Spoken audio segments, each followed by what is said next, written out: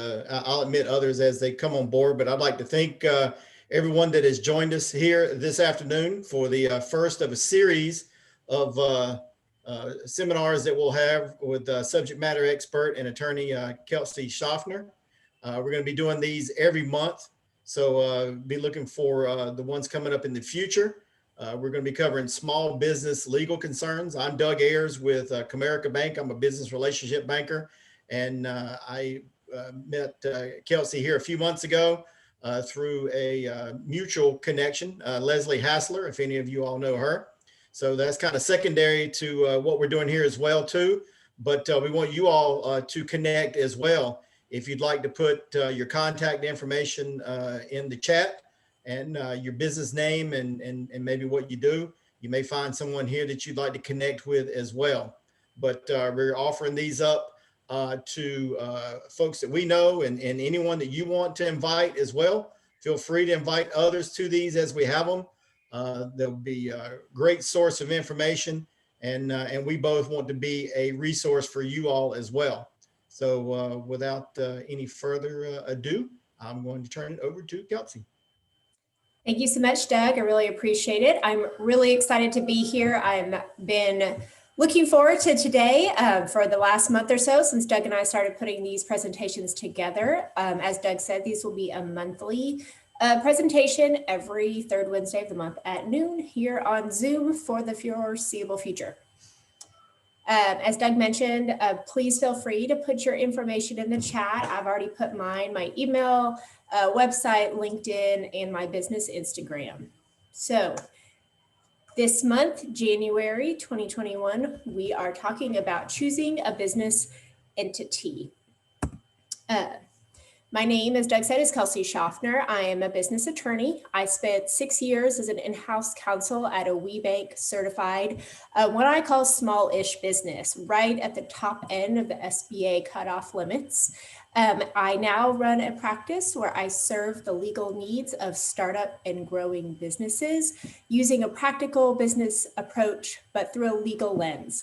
Having been at a small business, I know that budgets are tight, time is tight, resources are tight, but legal risks are real, and I'm here to help you find and mitigate the legal risks within your company's budget and capacity.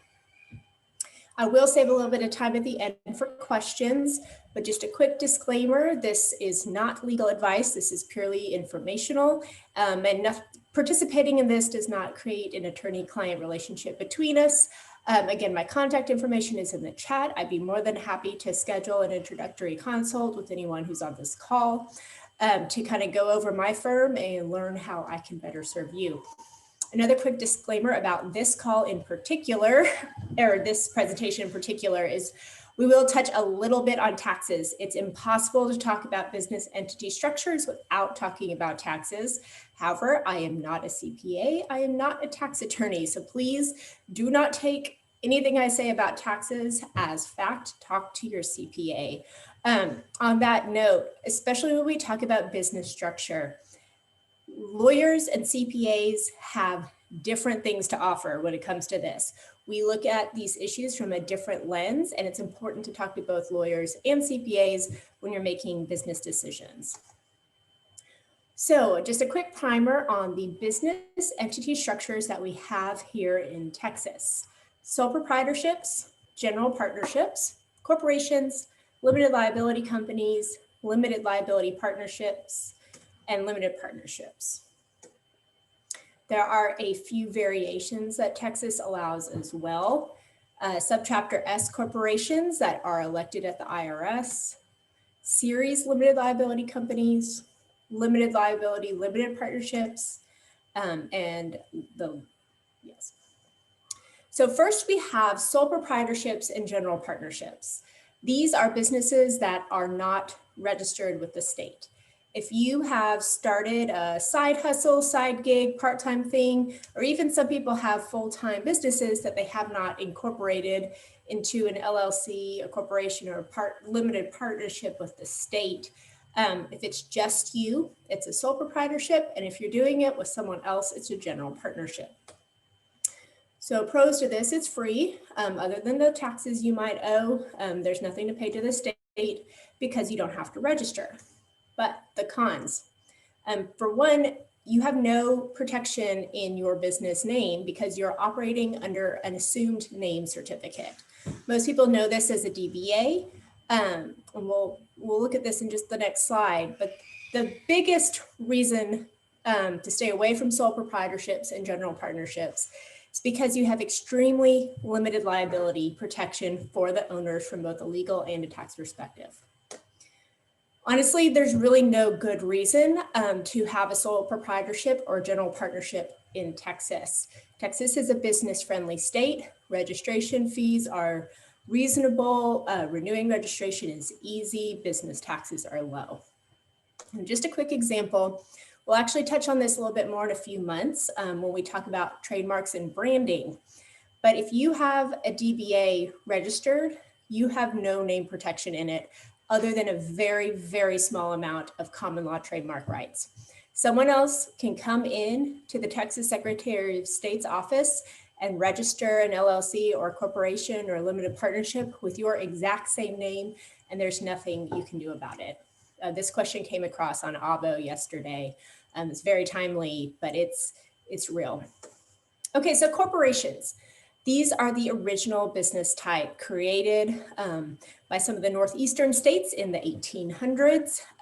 Corporations are statutory entity types, which means that the liability protection they give the owners is created by the statute. So it's very hard to argue against the liability protection of a corporation, except for when the corporate veil is pierced. This is a legal term of art that I try really hard not to use legal terms of art, but the corporate veil is something that's been around for about 150 years. If you have a corporation and you keep the structure intact according to the applicable state statute, you have this nice veil of protection over your business that prevents the business's liabilities from going up into the owners. Corporations are owned by shareholders. The high level kind of 30,000 foot view management of the company is directors, also known as the board or board of directors. And then day-to-day corporations are managed by officers. In a corporation, the shareholders and the directors can either be passive or they can be involved in the business day-to-day. If you're looking at a large corporation, one that's publicly owned, Fortune 500, the shareholders, the owners are going to have extremely limited control, really only what they can vote on at an annual meeting. And then even then they'd have to own 10% of a Fortune 500 company to have any level of control. And then the directors are really, again, just overarching views. But if you're a small business and have decided that a corporation is a good structure for you, you can be a shareholder, a director, and an officer. One thing about corporations that's different is that corporations can have unlimited shares and shareholders. So LLCs and the various type of partnerships, you only have 100% and you're giving away percentages. But with corporations, you issue shares. When you register your corporation, you choose a specific number of shares, but you can always reissue more. So your pie can grow with a corporation. And then the business itself is what's taxed, the owners are taxed through their distributions and the employees through their W-2s, and the business itself is taxed at the both state and federal level. And this is where we get into some of that double taxation people talk about with corporations. A couple of variations that Texas allows for, Subchapter S Corporations. Again, these are elected at the IRS level. They do have some tax advantage, but again, it's something that's very important to talk to your CPA about. Cooperatives and nonprofits, those all operate underneath the corporate structure. So good things about corporation, very strong legal liability protections for owners. As I mentioned, you've got 150 years of statutory and case law saying that so long as you keep the corporate structure in place, you're not liable for the business. It's a really good vehicle for passive investments. If you want to bring on a number of investors that you don't want to have any real control over the business, or if you want to be flexible and be able to bring in more investors as time goes on, a corporation would be a good choice. Also, if you are looking to make an exit from your business through a private equity sale, an IPO, or even just selling to a larger company through a merger acquisition, sometimes those type of investors are more comfortable with corporation structures. And then the shareholders are private, so long as you are below SEC limits for shareholders. We'll talk about it in a minute with LLCs. Members are publicly available on the Texas Secretary of State's website, but in a corporation, the shareholder lists do not have to be released at the state level. Okay, so then of course, corporations are not the right choice for everyone. We have a really strict structure to keep a corporation in place and to keep that liability shield intact. Keeping the corporate structure intact can be expensive. Corporations are required to hold annual meetings. If you've created a corporation that's owned by you and maybe 1 or 2 business partners, not a big deal. But if you've brought on 10, 15, or even more passive investors, you're going to have to host an annual meeting and send notices, get a lawyer involved or a proxy server, and it's going to cost some money. And then the formalities that are required can get in the way of being nimble and being able to pivot when you need to do that. Then, of course, the possibility of double taxation where owners pay on their distribution after the corporation has already paid business tax. Then again, if you're an employee, you're also paying taxes as a W-2 employee. So then we move on to limited liability companies. These were first created in the 70s. Wyoming was the first state. They are also statutory entity types. Texas adopted them just a few years later. Like a corporation, the legal liability is held by the company, the business itself, and not the owners. This is where they start to diverge a little bit from corporations. LLCs are owned by members and controlled by managers. These can be the same people. The members can either be passive, just the money people behind the scenes, or they can also be the managers. So when you register an LLC in Texas, you're going to have to say if it is a member managed or manager managed LLC. How the business is managed is dealt with in the operating agreement. This is a document that does not get filed with the state. It does not have to be made public, but is very important to have one. It's actually what we're going to be talking about next month in February with business partnerships and agreements. So one of the bigger advantages of an LLC is that the business itself is not taxable at the federal level. Texas does have franchise taxes that are applicable to LLCs at a certain point. But at the federal level, you're either going to be taxed as a disregarded entity or a partnership, which is known as a pass-through or flow-through entity, like a partnership. So the pros, variations. You can elect to be taxed as a Subchapter S Corporation, even if you're an LLC. Again, this is an IRS designation, tax advantage, but talk to a CPA about it. Series LLC. Texas is one of only a handful of states that offers this. It's a way to subdivide assets within an LLC without having to create multiple LLCs. There's some very specific use cases for series LLCs that are where they can be a really good thing, but they are tricky to set up. And I highly suggest you talk to a business attorney, not only to create the series, but also to register the LLC with the state, because if it's not done correctly, then your series won't be protected. So the pros, like a corporation, you've got strong legal liability protection for owners. The state statute in Texas gives the same corporate veil to a properly organized LLC that it does to a corporation, but with more flexibility. The statute in Texas says, here's 2 or 3 things you have to do, a handful of things you can't do. Everything else is up to you. Create an operating agreement, sign it with the other members of your LLC, and follow it. And that creates your corporate governance structure. It's a really good vehicle for owner operators.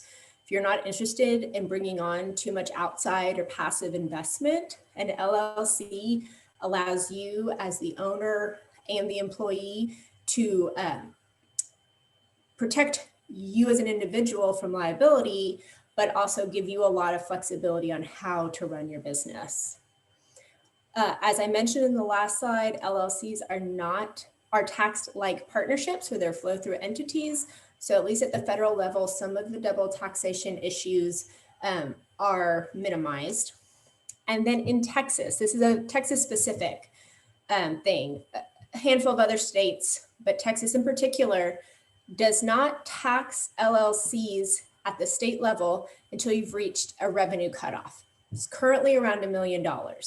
If you don't have $1 million of revenue at the bare minimum, you will not have to pay any minimum franchise tax on your LLC. You will have to file an annual report with the Texas Comptroller's Office. That report goes into the Comptroller's Office, then pushes to the Texas Secretary of State's office, and that renews your LLC for another year.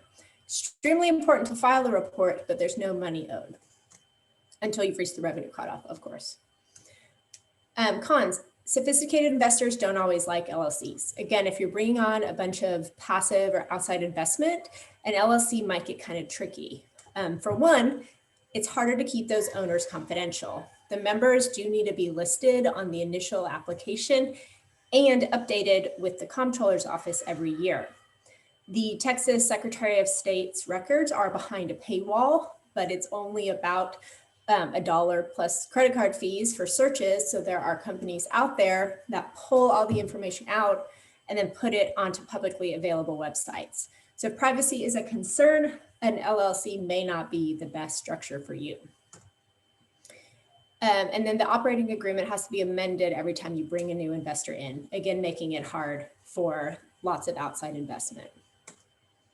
So then we move on to limited partnerships. These are another statutory entity that gives a little bit more liability protection than a traditional general partnership does.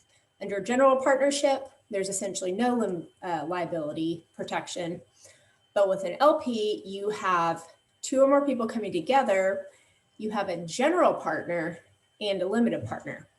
The general partner still holds the liability. So it's just like being in a general partnership that's not registered, except if you are a limited partner, you have less involvement in the day-to-day and less liability. Essentially, the limited partners are outside investors that don't hold liability except for what they've invested or anything that they do in the business. But the general partners still have all that liability. So Texas also has limited liability partnerships that give a little bit more liability protection to the GP, and limited liability limited partnerships, same idea.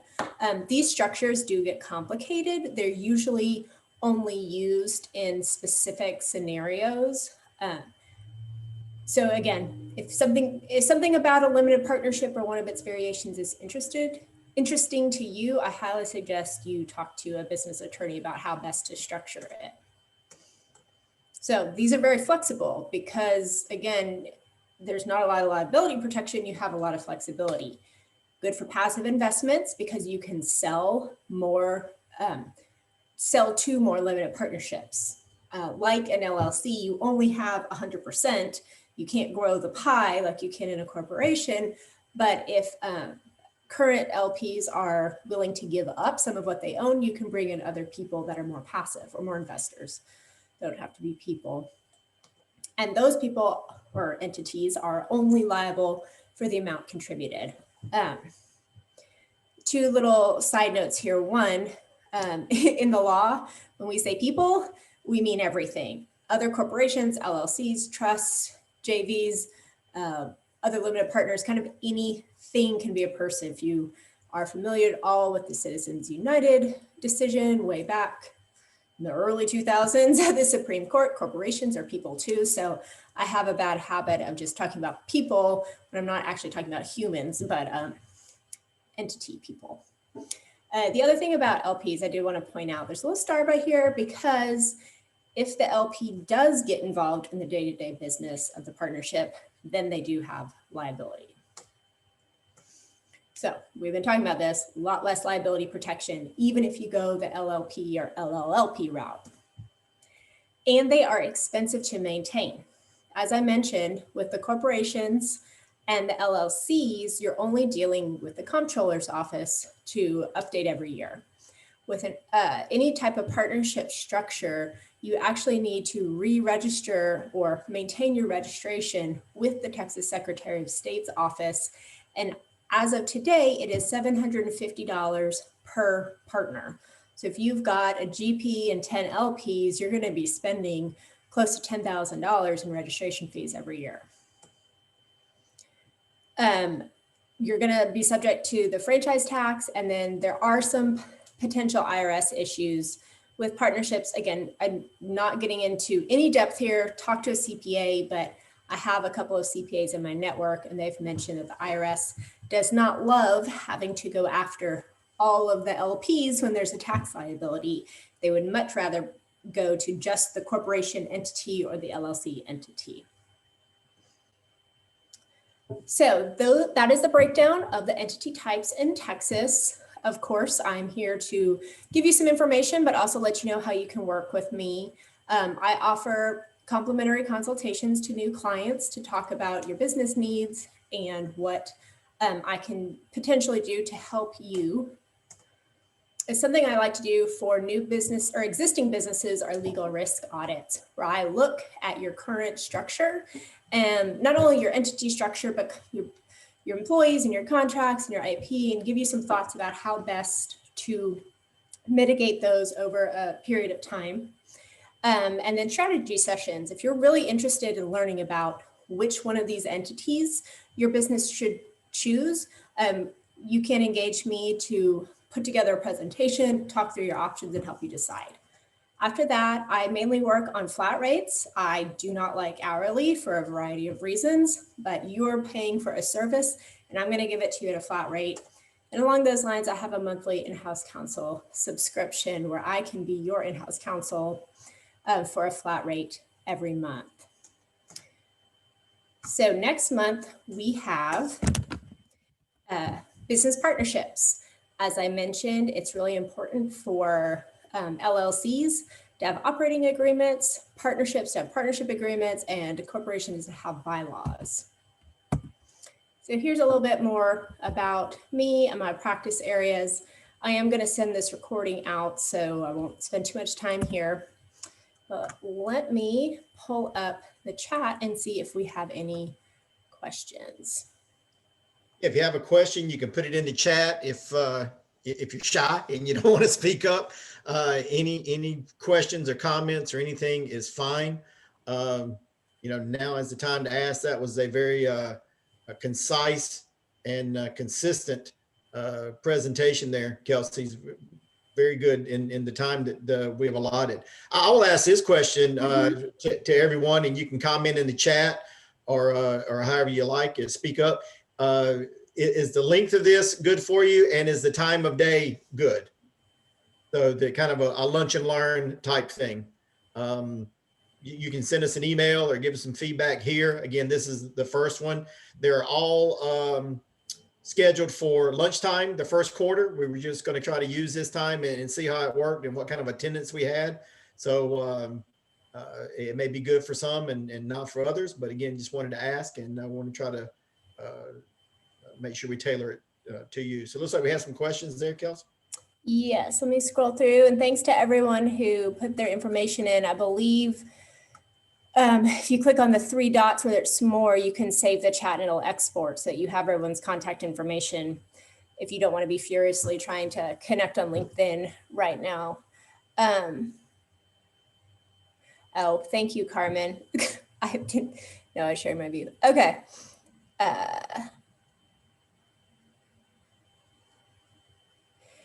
So Yuri, I hope I'm pronouncing that right.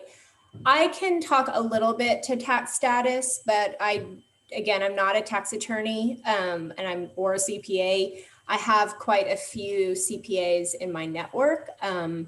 different CPA practices focus on kind of slightly different things. And I'm more than happy to refer out to either give you a handful of referrals or tell you who I think is best suited for your particular business. Yeah, like I mentioned at the beginning too, as well. And not to toot our own horn, but I think between Llc and I mean, that's the way we met, was through a mutual, very good COI that we both had. And we're more than willing to share, the folks that we know with you as well. Again, we're here to be a resource and to help.